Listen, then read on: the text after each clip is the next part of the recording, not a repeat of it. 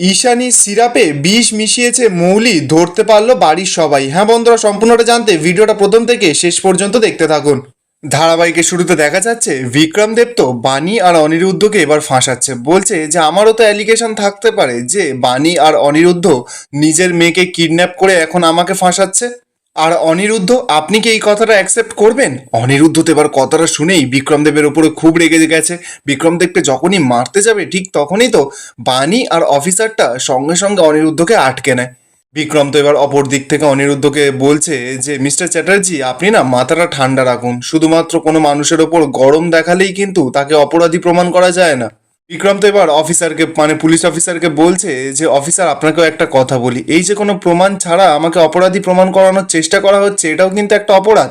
আর হ্যাঁ অফিসার, আপনি যদি নেক্সট টাইম এই ক্ষমতার অপব্যবহার করে বা ওদের কথা শুনে আমাকে আবার হ্যারাসমেন্ট করার চেষ্টা করেন, তাহলে কিন্তু আমি আপনার সিনিয়রদের জানাতে বাধ্য হব যে আপনি আপনার ক্ষমতার অপব্যবহার করে আমাকে হ্যারেস করার চেষ্টা করছেন।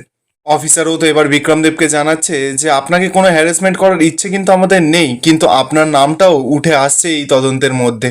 পানীয় তো অন্যদিকে রেগে মেগে বিক্রম দেবকে বলছে যে যারা এতদিন ধরে বাচ্চাগুলোর ওপর অত্যাচার করেছে তারা কেউ রেহাই পাবে না, কঠিন শাস্তি তাদের জন্য অপেক্ষা করছে। এই বলেই তো বাণী, অনিরুদ্ধ, অফিসার সকলে মিলে ওখান থেকে চলে যায়। ওরা তো চলে যাওয়ার পর এদিকে দেখা যাবে যে বিক্রম দেব মনে মনে বলবে, আপনারা কেউ কিছু প্রমাণ করতে পারবেন না অফিসার, কারণ ওই ফোন নাম্বারটা তো আমারই না। আর ওই যে গলার আওয়াজ ধরেও কিছু প্রমাণ করা যাবে না। অপরদিকে দেখা যাচ্ছে তানিয়া তো ঘরে বসে বসে ওদের যে তুলে নিয়ে যাওয়া হয়েছিল সেগুলোর কথা ভাবছে। ঠিক তখনই তো অনিরুদ্ধ সেখানে আসে। অনিরুদ্ধ এসেই তানিয়াকে একটা বড় বারবি ডল দেয়, আর তার সঙ্গে সঙ্গে আরও সব খেলনা ফেলনা সব কিছু দিচ্ছে। অনিরুদ্ধ চাইছে যাতে তানিয়ার মনটা খুব একটা খারাপ না থাকে, ভালো হয়ে যায়। এবার বাণী তো সেখানে এসেছে দুধ নিয়ে। বাণী এসেই তানিয়াকে দিচ্ছে, বলছে তানিয়া মা, আগে খেলনা ফেলনা পরে খেলবে, আগে এই দুধটা খেয়ে নাও দেখি। তানিয়াকে তো এবার বাণী দুধটা খাওয়াচ্ছে। কিন্তু তানিয়া তো দুধটা খেতে খেতে ও বারবার সেই গুন্ডাগুলোর কথা মনে পড়ছে। তানিয়া তো এবার খুব ভয় পাচ্ছে। সঙ্গে সঙ্গে তো বাণী এবার দুধটা সরিয়ে নিয়েছে। অনিরুদ্ধ, বাণী সকলে মিলে তো এবার তানিয়াকে প্রশ্ন করছে, বলছে মাম্মাম কি হয়েছে? তানিয়া তো এবার ভয়ে ভয়ে বাণীকে বলছে যে মা, ওই দুষ্টু লোকগুলো আবার আমাকে ধরে নিয়ে যাবে না তো? বাণী তখন তানিয়াকে জড়িয়ে ধরে বলছে যে না মাম্মাম, কেউ ধরে নিয়ে যাবে না। তানিয়া কাঁদছে আর বলছে যে আবার তোমাদের ছেড়ে অতদিন থাকতে হবে না তো, আমি কিন্তু আর কোথাও যাব না। আসলে তানিয়া অনেকটা ভয় পেয়ে গেছে, ও তো আসলে বাচ্চা মানুষ তাই। বানি তো বারবার করে তানিয়াকে বুঝিয়ে বলছে যে শোনো না মাম্মাম, তোমাকে কোথাও যেতে হবে না, আর কেউ তোমাকে এইখান থেকে নিয়ে যাবে না। অনিরুদ্ধ তো এবার তানিয়াকে বোঝাচ্ছে যাতে তানিয়া ভয় না পায়। অনিরুদ্ধ বলছে যে এবার আমরা মা বাবা দুজনে একসঙ্গে মিলে তোমাকে প্রোটেক্ট করব, কেউ তোমাকে আমাদের কাছ থেকে নিয়ে যেতে পারবে না। অনিরুদ্ধ তো এবার তানিয়ার মনটা ভালো করার জন্য আরও একটা প্ল্যান করে। তানিয়াকে বলছে যে আমরা একটা সারপ্রাইজ দিতে চলেছি তোমাকে। তানিয়াকে বলছে, তানিয়া তখন বলছে যে কি? অনিরুদ্ধ তখন জানায় যে আমরা একটা পার্টি থ্রো করছি। বানি তখন তানিয়াকে বলছে যে হ্যাঁ, মাম্মামের তো অনেক ফ্রেন্ডসরা আছে, সেই সব ফ্রেন্ডসরা আসবে, তারপর তাদের গার্জেনরা আসবে, সকলে মিলে আমরা একটা বড় সুন্দর করে পার্টি করব। আর যা যা রান্না বান্না হবে তার মেনুটা কিন্তু মাম্মাম ঠিক করবে। তানিয়া তখন বাণীকে বলছে যে তাহলে আমি এই মেনুটা ঠিক করব। বাণী তখন বলছে যে হ্যাঁ। এবার তো তানিয়া, অনিরুদ্ধ সকলে তো ওই স্টুডেন্টগুলোর গার্জেনদের ফোন করা শুরু করে দিয়েছে, ইনভাইট করছে।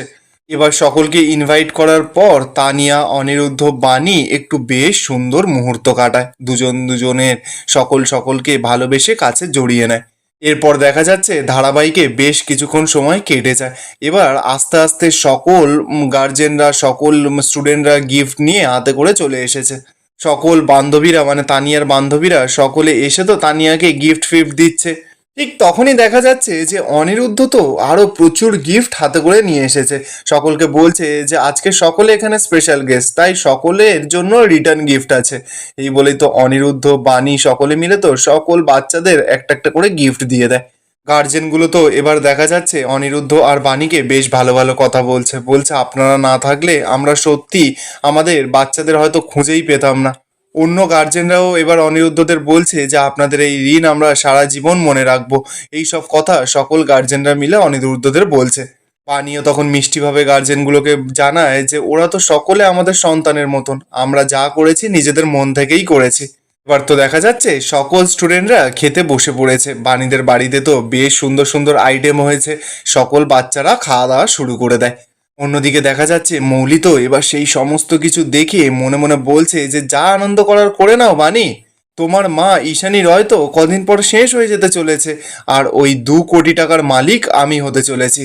অপরদিকে দেখা যাচ্ছে যে শ্যামলী এসেই তো বাচ্চাদের হাত থেকে সমস্ত ফোনগুলো নিয়ে ওদের সঙ্গে রেলগাড়ি খেলা শুরু করে দিয়েছে। এবার ওরা তো রেলগাড়ি বাচ্চারা খেলাধুলা করছে, ঠিক তখনই তো মৌলি সেখান দিয়ে যাচ্ছিল। মৌলির গায়ে ধাক্কা লেগেছে, মৌলি তো এবার চিৎকার চেঁচামেচি শুরু করে দেয়। বাচ্চাগুলো এবার মৌলিকে বলছে যে সরি আন্টি।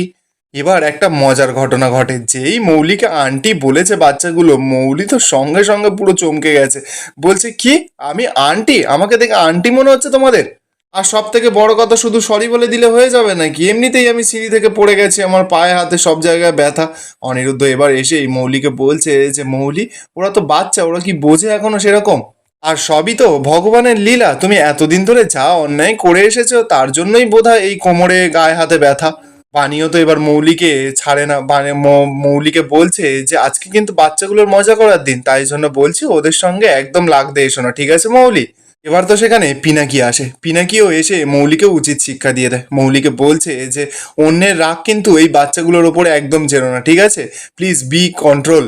এবার তো দেখা যাচ্ছে বানি গিয়ে বাচ্চাগুলোকে বলছে যে আচ্ছা আমরা একটা পারফর্মস করলে কেমন হয়? তো বাচ্চাগুলো তখন বলছে যে হ্যাঁ হ্যাঁ আমরা সকলে মিলে পারফর্ম করব। তো বানি তখন বলছে যে তাহলে প্রথম নাচ গান কে করতে আসবে? তখন সকলে মিলে ডিসাইড করা হয় যে তানিয়া প্রথম নাচবে। তো তানিয়া এবার নাচে, তারপর সকল বাচ্চারা গিয়ে সেখানে জয়েন হয়। ঠিক তখনই দেখা যাচ্ছে যে ঈশানীও উঠে এসেছে। তানিয়া তো সঙ্গে সঙ্গে ছুটে ঈশানীর কাছে গেছে। ঈশানী তো এবার তানিয়াকে জড়িয়ে ধরে অনেক আদর করা শুরু করে দিয়েছে। আনি তো এবার ঈশানীকে দেখে ঈশানীর কাছে গেছে, ঈশানীকে গিয়ে বলছে যে মা আপনি এসেছেন, আপনি বসুন না, ইয়া আপনার তো শরীরটা খারাপ। ঈশানী তখন বাণীকে সরাসরি জানাচ্ছে যে কে বলেছে আমার শরীরটা খারাপ? আমি ঘরে একা একা শুয়েছিলাম, তাই আমার এই অনুষ্ঠানটা মিস করছিলাম বলে এখানে উঠে এসেছি দেখবো বলে। মৌলি তো এবার নাটক করা শুরু করে দিয়েছে, ঈশানীর কাছে গিয়ে বলছে যে মম তুমি আবার উঠে এলে কেন? তোমার তো শরীরটা এমনিতেই খারাপ, চলো আমি তোমাকে গিয়ে দিয়ে আসি। ঈশানী তো তখন মৌলিকে হাতটা ছাড়িয়ে দিয়ে বলছে যে না না, বাচ্চাগুলো সকলে ফিরে এসেছে, আমার তানিয়া ফিরে এসেছে, আমি আমার যতই শরীর খারাপ লাগুক না কেন আমি এখানেই থাকবো। পিনাকি তো এবার ঈশানীকে ধরে ধরে নিয়ে গিয়ে সোফার ওপরে বসায়। তানিয়া তো এদিকে বানি আর অনিরুদ্ধর কাছে জেদ করছে, বলছে মা তোমাকে কিন্তু একটা সুন্দর করে গান গাইতেই হবে। আর বাবা তুমি অনেক দিন গিটার বাজাওনি, আজকে তুমি গিটার বাজাবে। অনিরুদ্ধ তো এবার ঘাবড়াচ্ছে, তানিয়াকে বলছে যে মা আমি আবার গিটার ফিটার বাজাতে যাবো কেন? এই তো মাকে বলছিলে, সেটাই তো বেস্ট ছিল। তানিয়া তখন জেদ করছে, বলছে না তুমিও বাজাবে। এবার বেশ কিছুক্ষণ পর দেখা যাচ্ছে যে অনিরুদ্ধ তো গিটার বাজানো শুরু করে দিয়েছে, আর বানি একটা গান ধরেছে। বেশ সুন্দর করে দুজনে পারফর্ম করে, সকলের তো বেশ ভালো লাগে ওদের দুজনের পারফর্মসটা। আর এখানেই আজকের এপিসোডটা শেষ হয়ে যায়। আপনাদের কি মনে হচ্ছে, রায় অ্যান্ড চ্যাটার্জি বাড়িতে কি আর বেশি দিন শোকটা সহ্য হবে? কমেন্টে আপনাদের মতামতটা অবশ্যই জানাবেন। আর ভিডিওটা ভালো লেগে থাকলে চ্যানেলটা সাবস্ক্রাইব করে যাবেন।